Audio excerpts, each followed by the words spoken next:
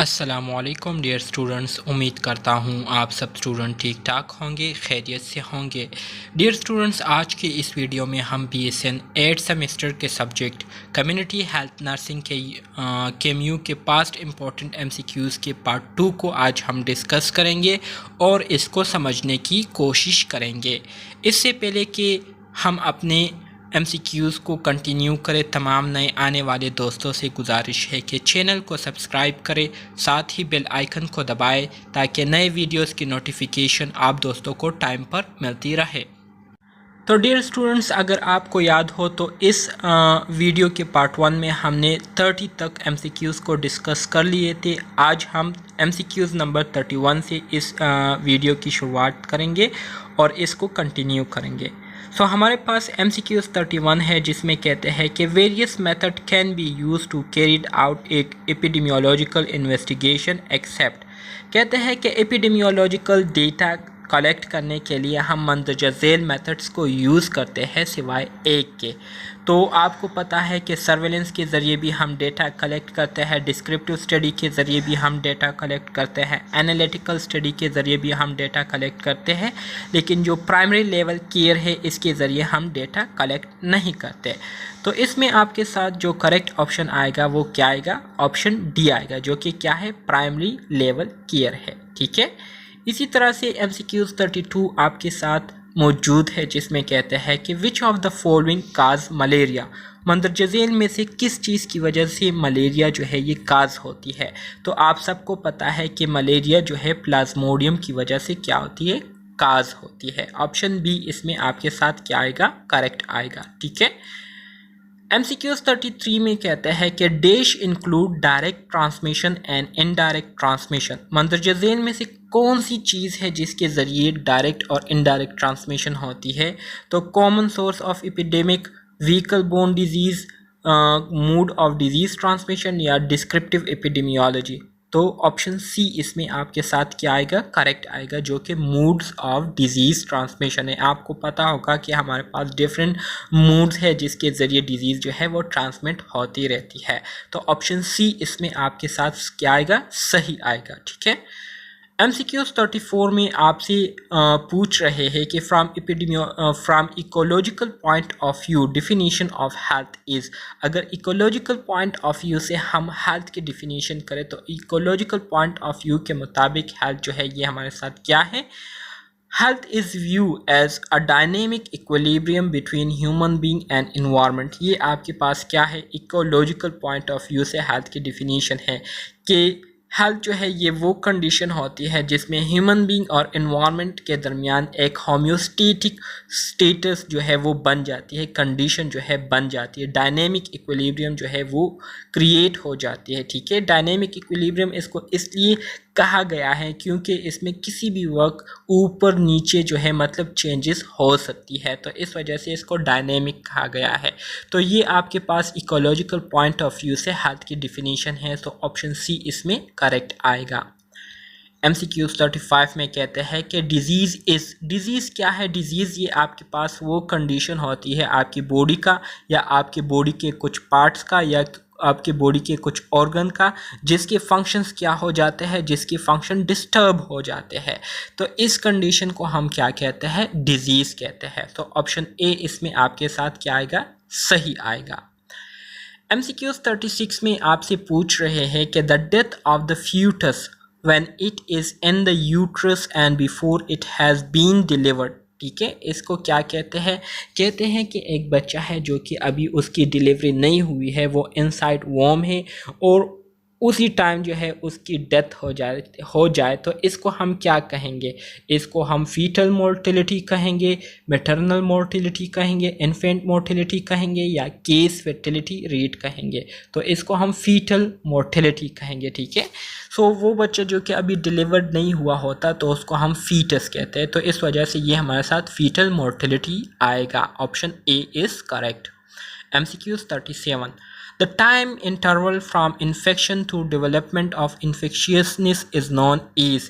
कहते हैं कि वो टाइम पीरियड जिसमें अभी जो डिज़ीज़ प्रोसेस है वो शुरू हुआ होता है और अभी वो मुकम्मल उसने डिज़ीज़ को काज नहीं किया हुआ होता, उसके साइन सिम्टम अभी तक उसने अपीयर नहीं किए हुए होते, तो कहते हैं कि वो टाइम पीरियड जिसमें डिज़ीज़ के शुरू होने से लेकर डिज़ीज़ की काज होने तक का जो टाइम पीरियड होता है, जिसमें जो डिज़ीज़ होता है वो इन्फेक्शियस बन जाता है, ठीक है, जिससे दूसरे लोगों को बीमारी पर लग सकती है, दूसरे लोग जो है उस एक इन्फेक्टेड बंदे की वजह से मुतासर हो सकते हैं।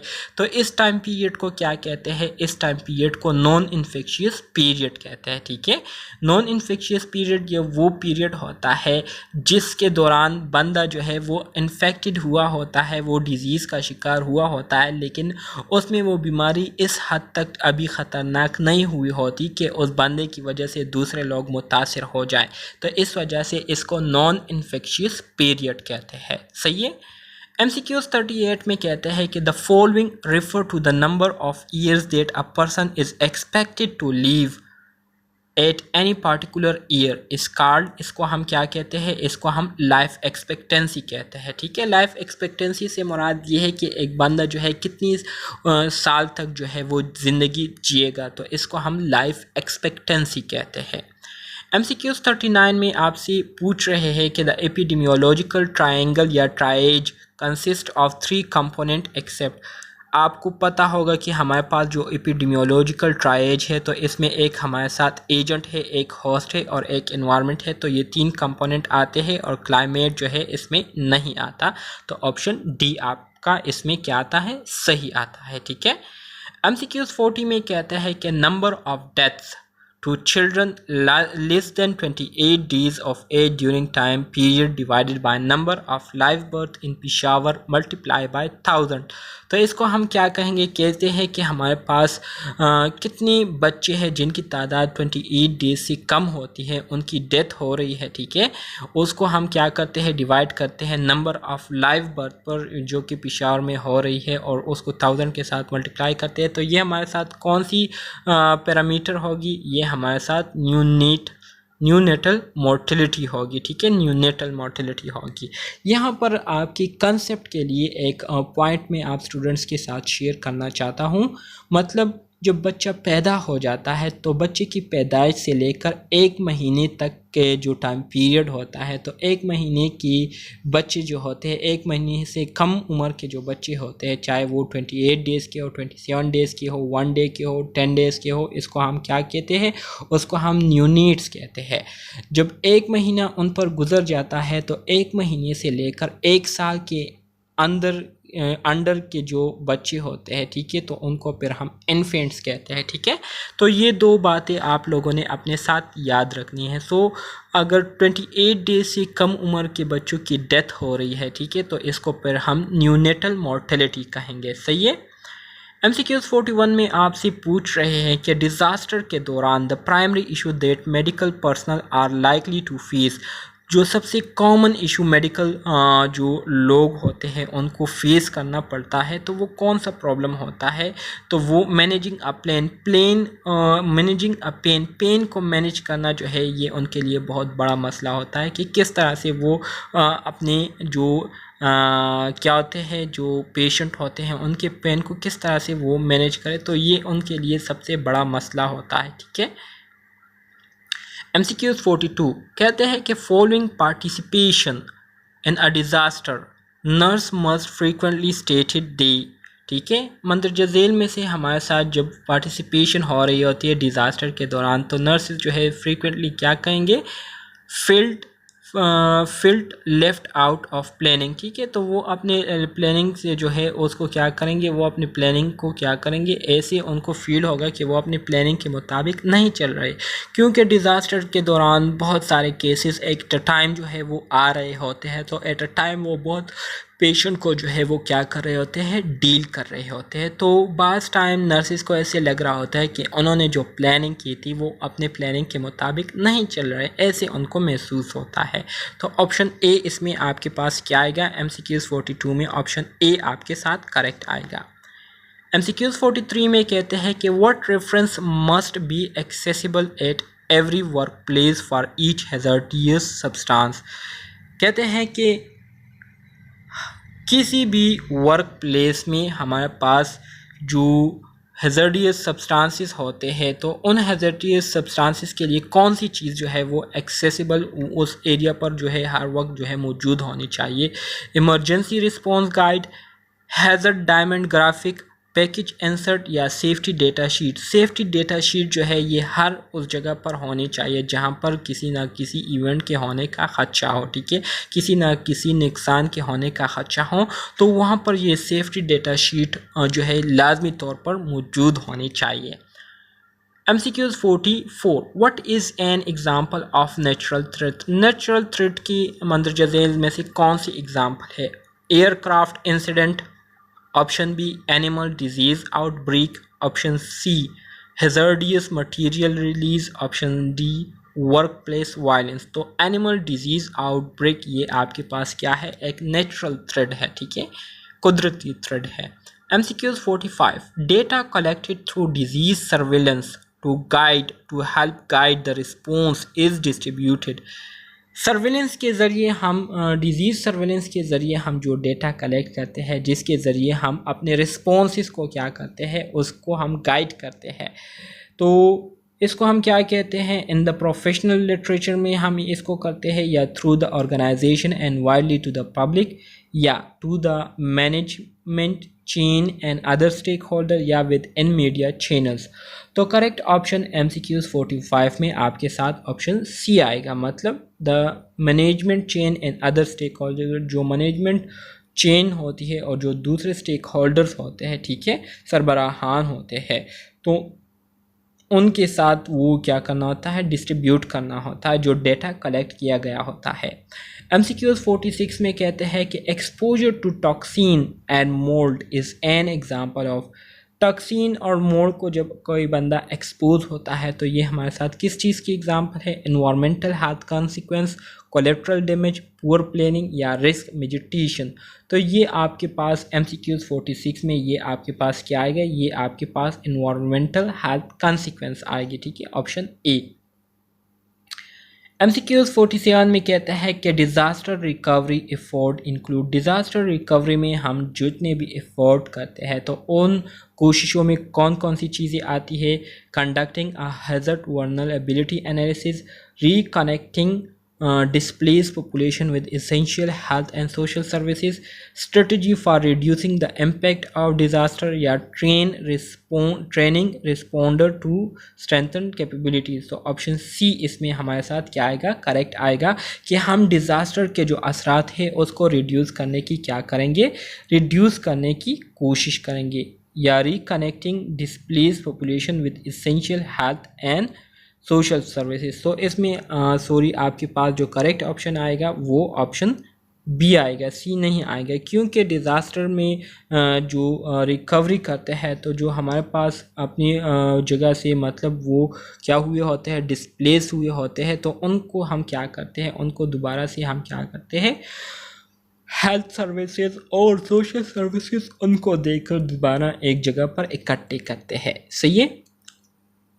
MCQs 48 में कहते हैं ड्यूरिंग अ डिज़ास्टर के दौरान the person responsible for leading the region response effort is the incident. ठीक है, कहते हैं कि डिज़ास्टर के दौरान वो लोग जो कि क्या कर रहे होते हैं? इंसिडेंट के लिए जो रिस्पॉन्स एफर्ट कर रहे होते हैं या रिस्पॉन्ड देने वाले होते हैं, तो वो कौन होते हैं? चीफ होते हैं, कमांडर होते हैं, डायरेक्टर होते हैं या ऑफिसर होते हैं।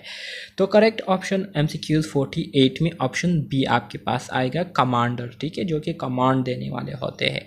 MCQs 49 में आपसे पूछ रहे हैं कि which is an example of natural disaster. Natural disaster की एग्जाम्पल क्या है? Transportation accident, pollution, communicable disease epidemic या फायर। तो करेक्ट ऑप्शन आपके पास MCQs 49 में क्या आएगा? MCQs 49 में आपके पास करेक्ट ऑप्शन सी आएगा, विच इज़ फायर। ठीक है, MCQs 50 which statement about disaster is true. Disaster के बारे में कौन सी बात जो है वो ठीक है। दे कैन बी नेचुरल और human made, they can be relieve without existence, there is always injury and death when a disaster occur, या the timing of disaster does not influence the time.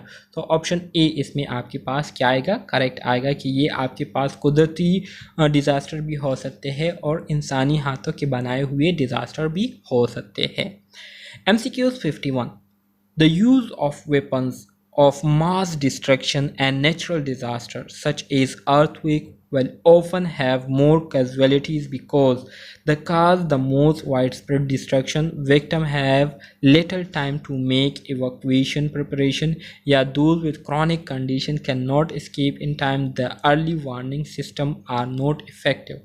तो इसमें हमारे साथ क्या आएगा, इसमें हमारे साथ MCQ 51 में करेक्ट ऑप्शन बी आएगा, विक्टिम। ठीक है, victim have little time to make evacuation preparation. ठीक है, विक्टिम के पास जो है वो क्या होता है, अपने आप को उस ख़तरनाक एरिया से निकालने के लिए टाइम कम होता है, जिसकी वजह से ज़्यादा कैजुअलिटीज़ जो है वो हो जाती है। MCQ 52 में कहते हैं कि what emotion would a nurse anticipate when working with an older person following for disability. ठीक है, following for disaster, sorry following for a disaster. तो इसमें हमारे पास क्या आएगा, anger, fear of loss of independence, violence या रिग्रेशन। तो correct option आपके पास MCQ 52 में ऑप्शन बी आ गया, which is fear of loss independence, कि वो एल्डर जो है वो क्या कर रहा है, वो डर रहा है कि अब मैं क्या हो जाऊंगा, fear of loss of independence, के मैं अब कभी भी खुद मुख्तार नहीं बनूंगा, या मैं कभी भी अब इस काबिल नहीं होऊंगा कि मैं खुद से अपना काम कर सकूं, खुद से जो है मैं खुद मुख्तार हो जाऊं। तो खुद मुख्तार होने का, खुद से खुद मुख्तार होने का डर जो है उनमें क्या हो जाता है, वो पैदा हो जाता है। ठीक है, MCQ 53 में कहते हैं कि why is it important for nurses to understand the premises of environmental health. कहते हैं कि नर्सिस के लिए ये क्यों ज़रूरी है कि वो इन्वायरमेंटल हेल्थ की जितनी भी चीज़ें हैं उसको अंडरस्टैंड करे। ठीक है, तो MCQ 53 में आपके पास जो करेक्ट ऑप्शन आता है वो है ऑप्शन ए। मतलब यह है कि nurses should be able to assess risk and advocate for policies that support healthy environment.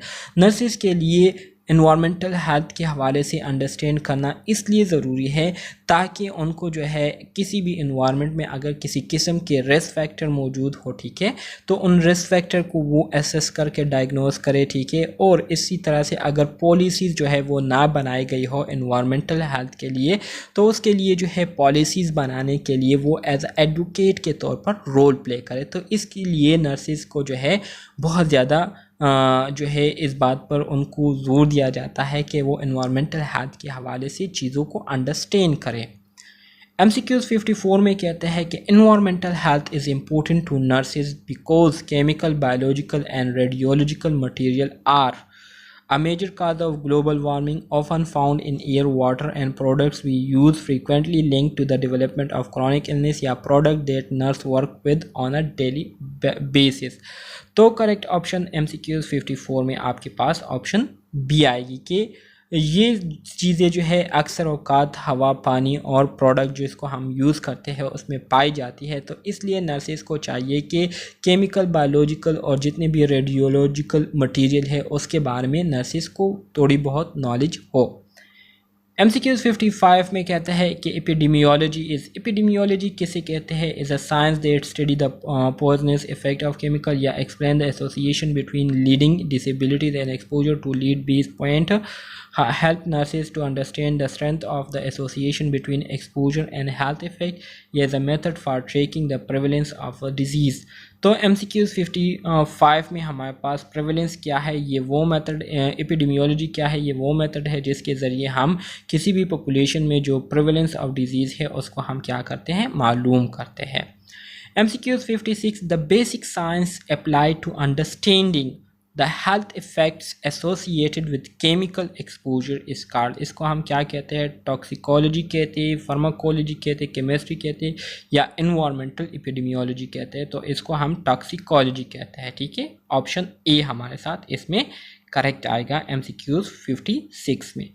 MCQs 57 में कहते हैं कि why is it important for nurses to understand the premises of environmental health. तो ये तो वही बात है, ऑप्शन ए हमारे साथ आएगा, ठीक है। MCQs 58 में कहते हैं the primary purpose of world health organization is. World health organization का बुनियादी मकसद क्या है? Coordinate surveillance at the global level, prevent outbreak of disease, prevent the transmittal of communicable diseases among nation of the world, या provide humanitarian support in time of disaster। तो correct option MCQs 58 में आपके पास क्या आएगा कि ये surveillance को global level पर क्या करते हैं? कोऑर्डिनेट करते हैं। MCQs सर्विलेंस से क्या मुराद है? मतलब मुख्तलिफ डिजीज़ के बारे में डेटा गैदर करते हैं और पूरी दुनिया को उससे आगाह करते हैं। 59 में कहते हैं कि one of the benefit that a public health agency will experience by choosing to implement the electronic health record is. कहते हैं कि इलेक्ट्रॉनिक हेल्थ रिकॉर्ड की जो एक बेनिफिट है जो कि पब्लिक हेल्थ एजेंसीज़ को क्या करना चाहिए? एक्सपीरियंस करना चाहिए और इसको इम्प्लीमेंट करना चाहिए। इसका जो फ़ायदा है वो ये है कि facilitation of inter professional care, improve client compliance with medical regimen, cost saving to the agency, या कंप्लायंस विद द जीकू स्टैंडर्ड। तो करेक्ट ऑप्शन MCQs 59 में क्या आएगा? ऑप्शन ए आएगा कि इंटरपर्सनल केयर इसमें क्या करती है? फैसिलिटेशन करती है। MCQ 60 the factor exposures characteristics and behaviour they determine pattern of disease are describe is. इसको हम क्या कहते हैं? Descriptive epidemiology, analytical epidemiology, distribution, या डिटर्मिनेंट। तो फैक्टर एक्सपोजर कैरेक्टरिस्टिक्स बिहेवियर, तो ये हमारे पास डिस्क्रिप्टिव एपिडेमियोलॉजी होगी। ऑप्शन ए इसमें हमारे साथ करेक्ट है, ठीक है। MCQ 61 when a nurse examine birth and death certificate during an epidemiological investigation, what data category is being used? कहते हैं कि एपिडेमियोलॉजिकल इन्वेस्टिगेशन के दौरान जब नर्स जो है वो बर्थ और डेथ सर्टिफिकेट को क्या करती है? उसको क्या करती हैं? एग्जामाइन करती हैं, मालूम करती है। तो ये डेटा जो वो कलेक्ट कर रही है ये किस किस्म की डेटा में आती है?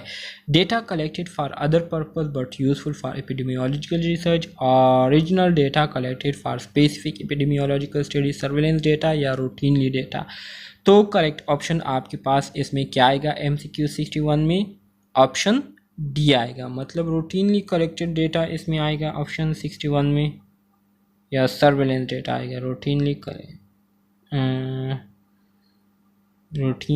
when a nurse examines birth and death certificate during an epidemiological investigation, what data category is being used? ये किस किस्म की डेटा कैटेगरी यूज़ हो रही है? तो रूटीनली कलेक्टेड डेटा जो है रूटीनली बेस पर जो कलेक्ट किया जाता है, तो उस दौरान भी उनके पास इस तरह की इंफॉर्मेशन जो है वो सामने आती है। 62 में कहते हैं कि what is an example of an epidemic. Epidemic की एग्जांपल क्या है? Bird flu in China, adult obesity in United State, an isolated case of smallpox, या the nursing shortage in the United State. तो correct option MCQ 62 में ऑप्शन B आएगी कि और adult obesity in the United State. MCQs 63 the time interval between invasion by infectious agent and the first appearance of signs and symptoms of the disease is called incubation period। इसको incubation period कहते हैं। MCQ 63 हमारे साथ क्या आएगा? Incubation period आएगा, ठीक है। इंपॉर्टेंट MCQs है एग्जामिनेशन पॉइंट ऑफ व्यू से। 64 में कहते हैं the ability of an agent to produce a severe pathologic reaction is called. इसको हम क्या कहते हैं? एंटीजेनिसिटी, इन्वेसिवनेस, टॉक्सिसिटी, या वायरुलेंस। तो इसको हम वायरुलेंस कहेंगे। ऑप्शन डी हमारे साथ इसमें करेक्ट आएगा। Immunity is a characteristic of the agent factor, host factor, environmental factor, या एपिडेमियोलॉजिकल ट्रायड। होस्ट फैक्टर की क्या है? करेक्टरिस्टिक है इम्यूनिटी, ठीक है। MCQs नंबर 66 में कहते हैं कि the nurse teach food handlers to wash utensil after contact with raw meat. This prevention focuses on the agent host, environment या फूड हैंडलर। तो करेक्ट ऑप्शन हमारे पास MCQ 66 में क्या होगी, सी आएगी, एनवायरनमेंट पर फोकस कर रहे हैं। 67 में कहते हैं कि what is the purpose of providing education across the 3 level of prevention. Education enables client to attain optimal health, identify and treat health problem early in to eliminate disability, enable population to break into individual या teach people about healthy people। तो इसमें हमारे साथ जो correct option आएगा 67 में, तो वो क्या है, ए है कि इससे क्लाइंट इस काबिल हो जाते हैं कि वो अपनी हेल्थ को मेंटेन रख सकते हैं। 68 में कहते हैं कि a nurse is teaching a client about how to complete a dressing change of a wound, कि किस तरह से वो अपने वाउंड की जो है ड्रेसिंग कर सकते हैं, उसके लिए दोबारा पट्टी खुद से कर सकते हैं। So the nurse know that what condition must be made before learning well occur. तो नर्स को जो है पता है कि कौन सा काम जो है सबसे पहले हमने करना होगा, जिससे हमें पता चले कि ये बंदा जो है इसने सीख लिया है। तो इसमें आपके पास जो करेक्ट ऑप्शन आएगा MCQ नंबर 68 में, तो वो क्या आएगा, ऑप्शन बी आएगा। ठीक है, ऑप्शन बी में क्या है कि must master the dressing change at the time it is thought, repeat the demonstration, मतलब जब नर्स उनको कहे तो उसको जो है समझ जाना चाहिए, फिर नर्स को चाहिए कि वो उनसे दोबारा रिहर्सल कराए, रिहर्सल के दौरान वो देखे कि ये उसी तरह से कर रहा है जैसे इनको कहा गया था, तो इसका मतलब यह है कि इन्होंने सीख लिया है। MCQ 69 में कहते हैं कि healthy communities and cities is based on which of the following premises. ठीक है, तो इसमें भी आपके पास जो करेक्ट ऑप्शन आएगा वो ऑप्शन ए आएगा, when people have the opportunity to work out their own locally defined health problem they will find. ठीक है, MCQ 70 में कहते हैं when utilizing the centre for disease control and prevention health communities programme, a nurse recognizes that a factor that will influence the continuance of this program is time, community participation, federal environment या technology. तो correct option इसमें option B आता है, जो कि community participation है। तो dear students, ये था आपका कम्युनिटी हेल्थ नर्सिंग की KMU MCQs के डिस्कशन का पार्ट 2, जो कि मैंने आप स्टूडेंट्स के साथ शेयर किया। उम्मीद करता हूँ आपको ये MCQs पसंद आए होंगे और बहुत कुछ आप लोगों ने सीख लिया होगा। तो अगर आपको लेक्चर पसंद आया हो तो काइंडली चैनल को ज़रूर सब्सक्राइब करिएगा और अपने दोस्तों के साथ इसको ज़रूर शेयर करिएगा। इंशाल्लाह मैं नेक्स्ट वीडियो में आपके साथ मिलूँगा और MCQs के साथ। सो तब तक के लिए अल्लाह हाफिज़।